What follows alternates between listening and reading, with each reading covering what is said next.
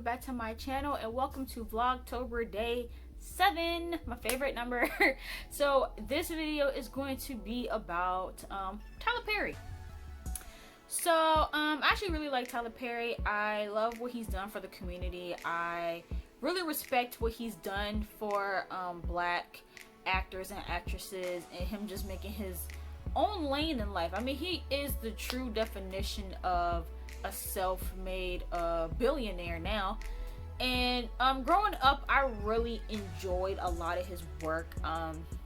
The plays are a classic. I think everybody has at least one Tyler Perry play that they really enjoyed. The plays were always really good, and then he went from plays to movies, and I really enjoyed a lot of his movies.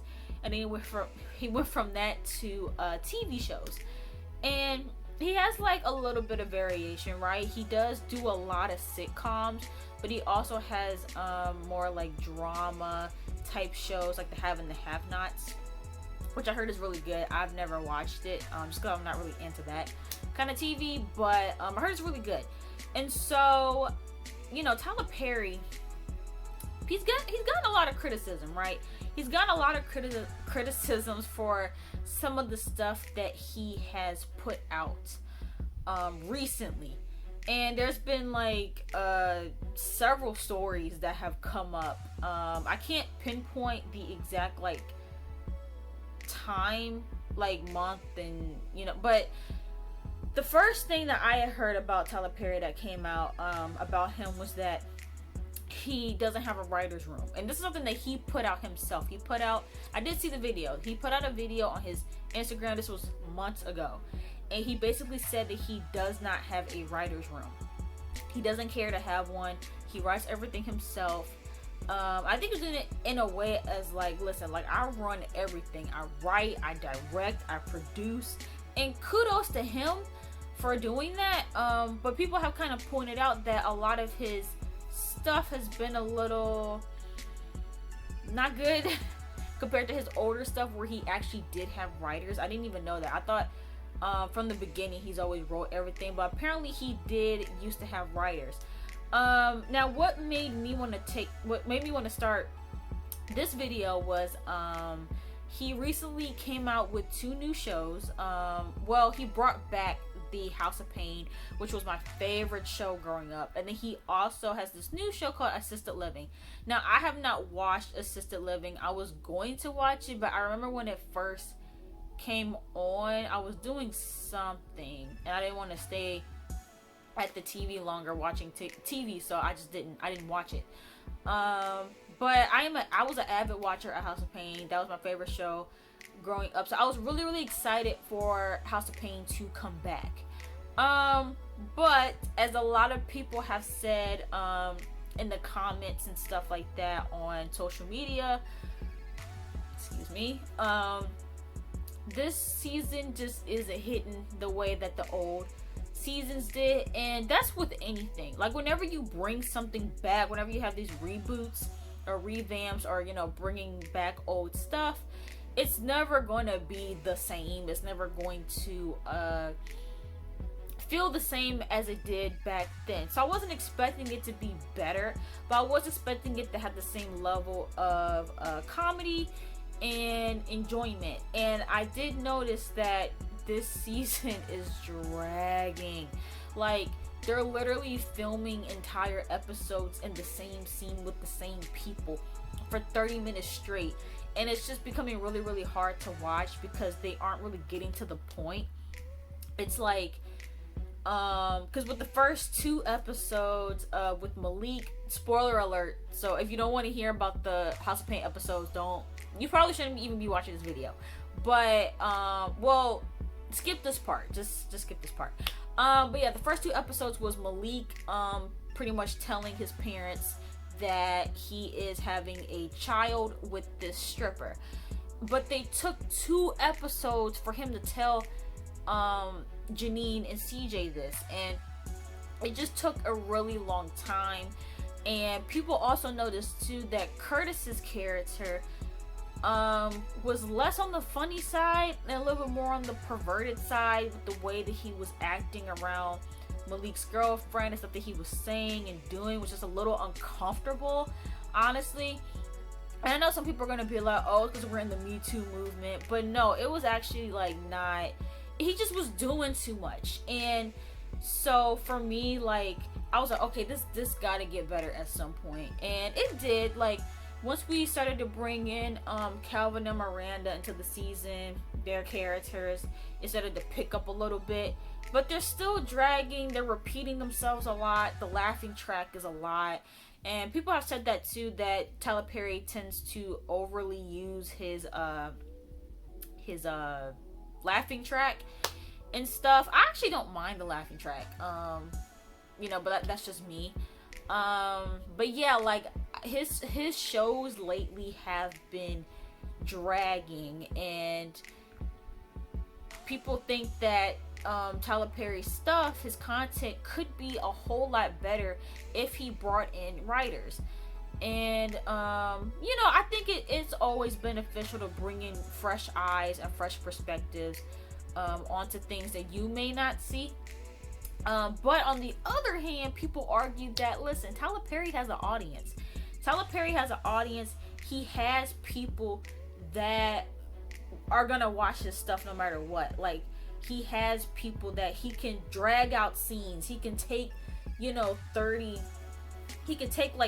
plus minutes to, get to the point, and people love it. Like, my mom watches certain shows of his that I'm like, why do you think this is funny? But she loves it. Like, there's an audience for it, and it's kind of one of those things where it's like, do you really want to fix what's not broken?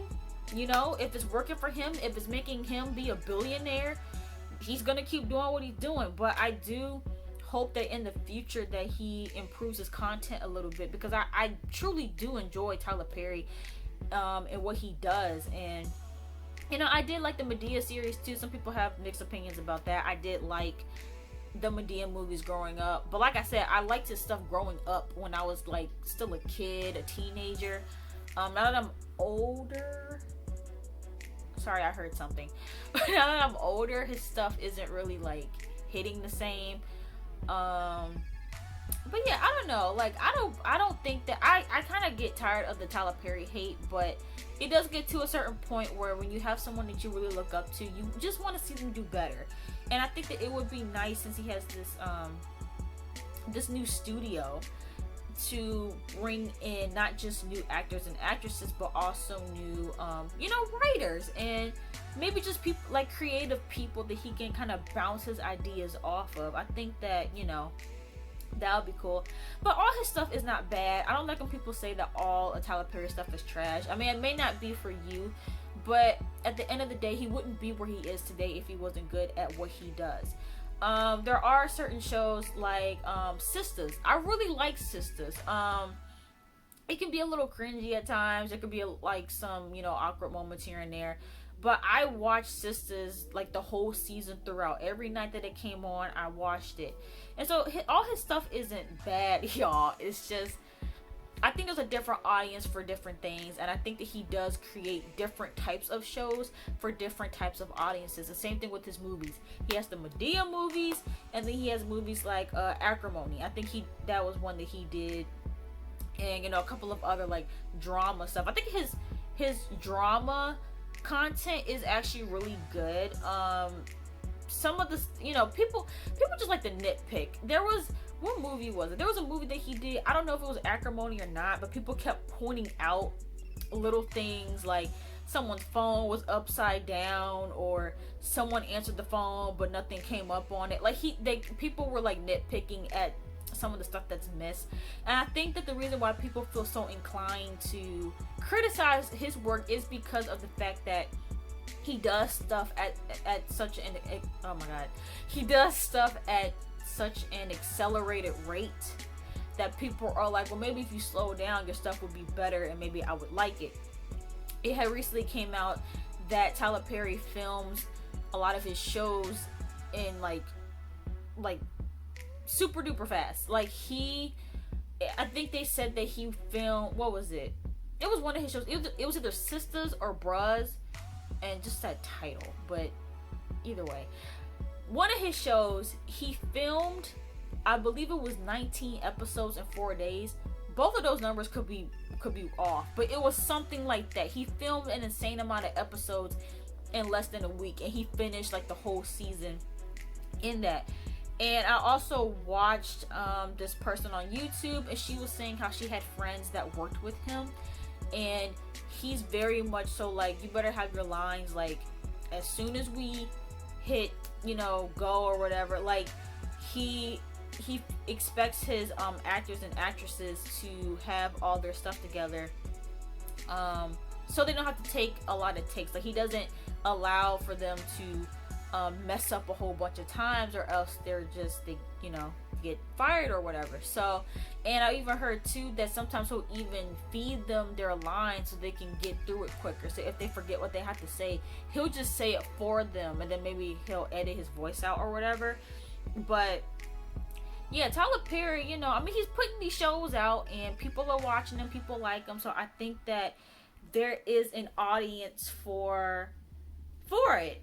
You just may not be the audience, but I don't believe in knocking his hustle either. I think that, again, what he's doing is incredible, and he's employing black people, and he's doing what he needs to do for the community, and I think that that is commendable. So, you know, I can't really knock him for it, but yeah, but we'll see. I'm sure that Tyler Perry has way more in store. Maybe he will bring on writers.